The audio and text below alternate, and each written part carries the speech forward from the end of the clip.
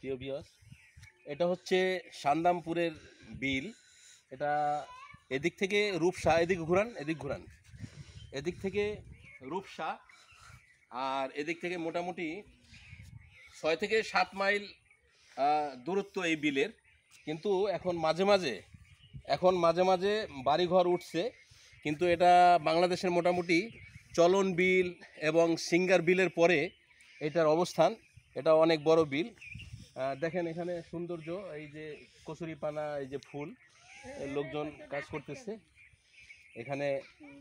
বেশ সুন্দর মনোরম পরিবেশ। আমরা ঘুরতে আসলাম। আরেকটা নাম আছে ডাকাতিয়া বিল। না, ডাকাতিয়া নদীর পাশেই ওই সাইডে হলো ডাকাতিয়া নদী। আর রূপসা আছে, রূপসা থানা।